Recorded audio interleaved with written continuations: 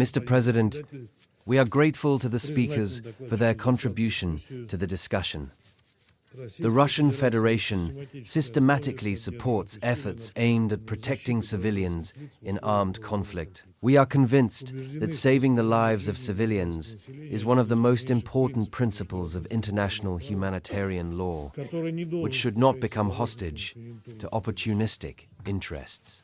The UN Secretary-General's thematic report shows that the situation in this area still requires the closest attention.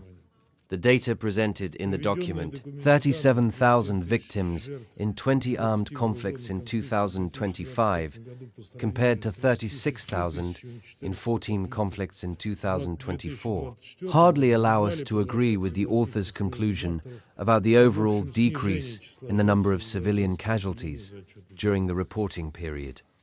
These sad statistics are still, first of all, associated with the events in the Middle East. Despite the truce in place, according to the Palestinian Ministry of Health, in Gaza, 853 people were killed and about 2,500 were injured in the enclave. The total number of Palestinians killed by Israeli forces in accidents in 2026 reached 42 people, including 10 children and 2 women. In Iran, as of the end of April, authorities reported at least 3,377 civilian deaths and 32,314 wounded.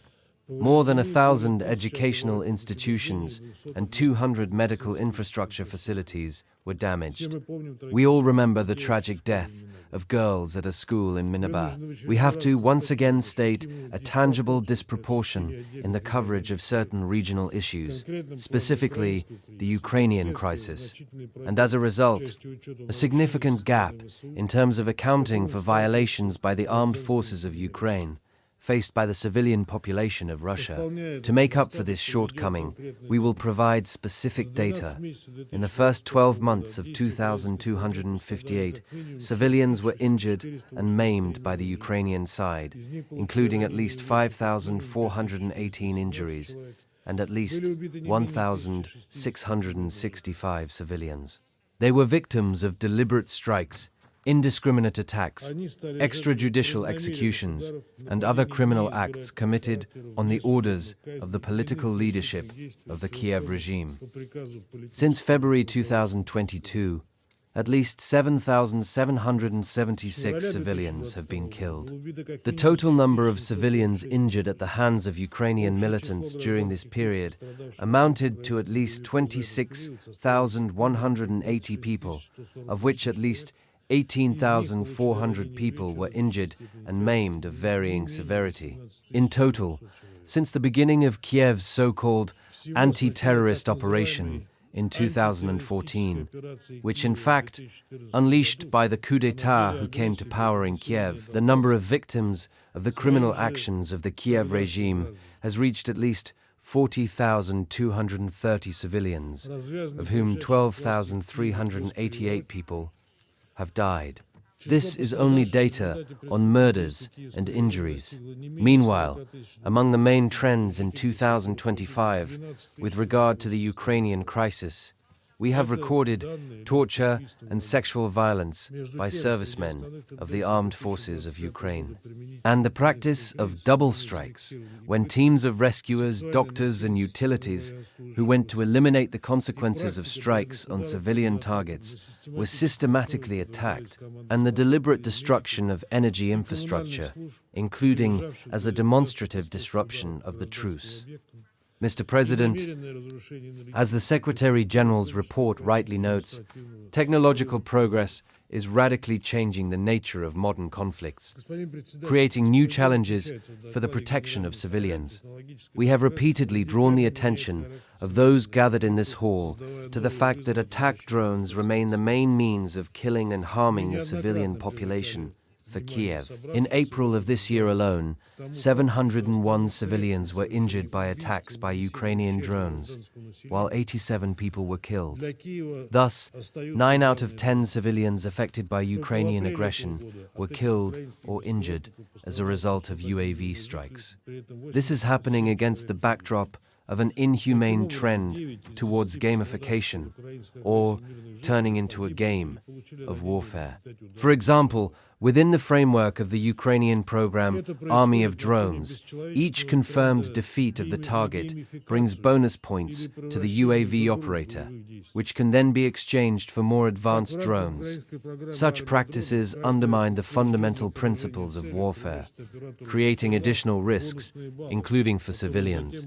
As the operator's motivation shifts from the legal assessment of the status of the object to the receipt of remuneration, the obligation to comply with the principle of distinction is blurred for him. Decisions on the use of force are made not on the basis of military necessity and proportionality, but on the basis of the profitability of the goal in the reward system.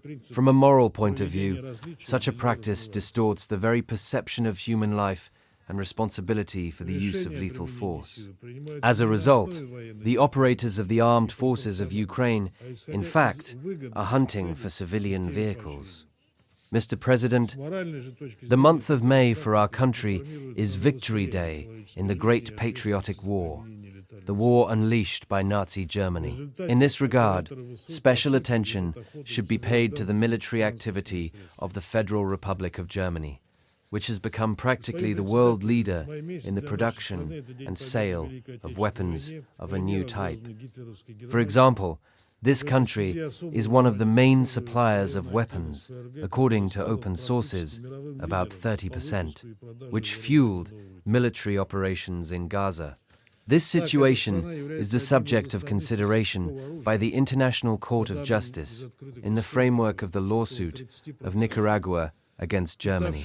In the course of that process, the court recalled the obligations of states with regard to the supply of arms to parties, to conflicts in order to avoid their use to violate international law. Despite this, in December 2005, Germany and Israel signed an agreement to expand the arms supply program. The new agreement increases the volume of the agreement signed about 2 years ago by about $3.1 billion. As a result, the total cost of the program exceeded $6.7 billion. According to the media, this deal was the largest arms contract in the history of Israel. In January 2206, Germany and Israel signed a document on cooperation in the field of cybersecurity and the use of new technologies. This news is worrying because the use of artificial intelligence during the Gaza war is notorious around the world. However, this news should be considered in the light of another report that within the framework of the Brave Germany program, Berlin and Kiev have agreed on grant support for the so-called Ukrainian and German startups working in the field of defense technologies and developing new approaches to warfare. We are talking about unmanned systems, artificial intelligence, solutions in the field of next-generation communications, and the development of missile systems. No one doubts what kind of startups we are talking about. This is the industrial potential of Germany, more than $1 billion, allocated by Berlin for the development of long-range and medium-range weapons. In addition, Germany has sponsored an additional €300 million over the past 2 years for the Czech Shell Initiative for Ukraine, which is also co-financed by other European countries, including Denmark. Cluster munitions from the Czech Republic kill civilians, including children. Thus, 2 conflicts known for violations of IHL, including in the field of the use of new technologies, are united by one country, Germany. A country that has started world wars twice is becoming one of the largest donors of armed conflicts, including by supplying weapons for use in territories where its army has visited twice in the 20th century alone. We are convinced that Berlin's role in these crises requires a separate investigation.